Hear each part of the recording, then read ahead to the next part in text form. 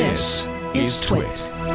And now that Jeff Jarvis is on TikTok, I've never been to TikTok because I'm too damned old, but I'm too pissed right now to be silent.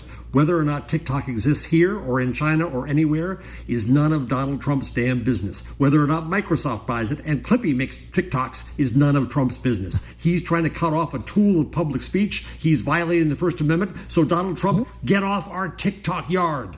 All right now. All right. Oh my goodness. Well done, JJ. Wow. Well, damn. Well, damn. He's wearing a T-shirt that says, "Dude, gotta go." I like it. That's really good. Kamala Harris T-shirt. That's All good. right, Mr. Jarvis, for you. It is kind of, yeah, there you go. Fist bump. It is staggering, really, what has happened here. And I think nobody's coming out of this looking good. And I agree that TikTok, there are some issues for sure with TikTok. But I also think it's an amazing medium. And the people, a lot of creative stuff's going on TikTok. That's really fantastic. What amazes me most, too, is how it's collaborative. Yeah. The way you know, so now somebody could play off of each other. Could take what Jeff said and do a lip sync with it, or they could make music with it, or they could set it. There's some. I just think it's really great. I've seen some creative stuff on there, and I appreciate the creativity. I just don't think it's an app for me. I'm a fuddy-duddy, I guess. You're an old fart, like me. Yeah, I am. But Stacey's young enough to make TikTok. I'm oldish. Sorry, oldish. Ant and I are the same age. Actually, Ant, you might be younger than I am. I think I am. Yeah. I was about to say, I think Ant's actually. He is in the prime of his life. That is all we will say. Yes. There you go. So, have any of you made TikToks? Oh yeah, we have I have a TikTok account, but we also have a TWiT TikTok. What is it called? I watched TikTok. TWiT. Yeah, TWiT Talk. Yeah, TWiT Talk is. I've seen a couple clips of me on the TWiT Talk account. And I'm actually very. I took it off because, I mean, really my only complaint is it's too damn it's addictive. It's such a rabbit hole. You start watching them, it's hard to stop. For me, it was noisy. I kept getting a bunch of notifications for things I did not care about. I think it was trying to figure me out from a, the platform perspective. Like, what exactly does this guy like? So it just kept sending me notifications. And I'm like, I don't care about that. And I think I followed maybe 3 people. I finally turned all the notifications off. Do your kids use TikTok? They started it, but they don't anymore. Yeah. They're still stuck on the Snapchat side of things. Well, that's the thing. I don't think TikTok's any more harmful than Snapchat or Instagram. I think that this is. I don't know. I have problems even with the Huawei thing. You could perhaps make the case that you shouldn't let them power national infrastructure like the 5G network. Okay, fine. But they should be allowed to sell phones in the United States, for crying out loud. So it's a shame. I just think it's a shame. It does not reflect well on Microsoft. That's why I think if they can think of a way out, there is a face-saving move that they could make probably. Which is?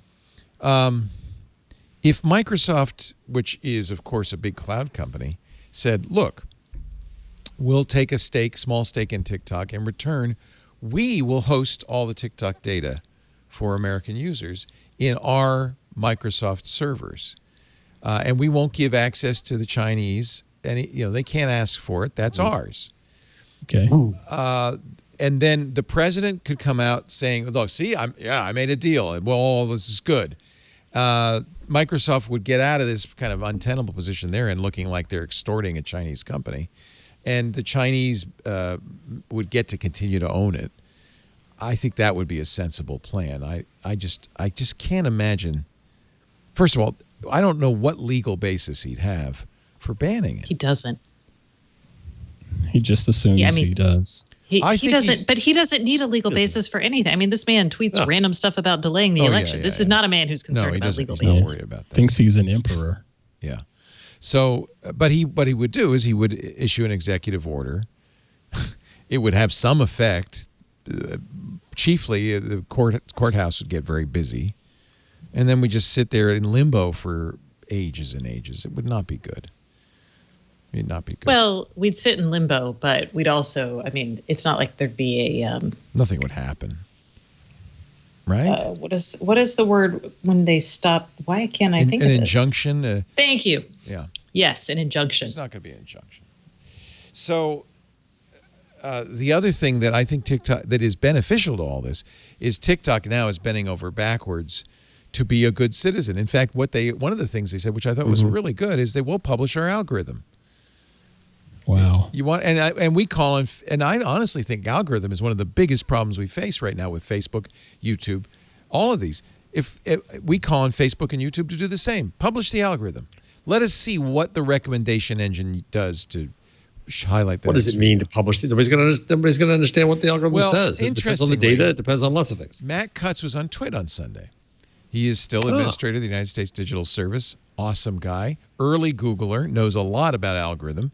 He knows how the Google search algorithm works. He said, it's a trivial algorithm. He said, compared to the Google algorithm, what TikTok's doing is very, very simple. You look at which videos get the most engagement, then you push those. Push them up. Yeah. It's pretty straightforward. So they're not giving away. There's no topicality or anything the way there is on Facebook and Google. I don't think so. And I think that's actually one of the charming things about TikTok. It's just, this is all they had to do. Make an app that was fun to use, that had the tools the people who would make videos wanted. So make it accessible, desirable, because they need to get people to create millions of videos, and then have an algorithm that surfaces the ones that people like. Step 3, profit. That's right. I just wish those algorithms were tailored more towards me, but then again, it's probably not tailored towards me because I'm not feeding it. That's right. You could, if you started participating more, I think you'd. It's interesting, the range of stuff. There's a lot of stuff like Jeff just did that's political. Yeah. There's a lot of very funny stuff. Sarah Cooper, we've showed her. Well, Sarah Cooper is just the genius of it. Yeah. She should get about half that $200 million they're putting in the U.S. Have you seen the guy who does the? My name is Dr. Fauci. Yeah. Did we do that one? Have we played that on here? Yeah, we played that on here. Yeah. So that guy is great. He does a lot of. He's kind of like the Randy Rainbow of TikTok. He does a lot of great parody songs. I just think there's funny stuff, and I think it's time.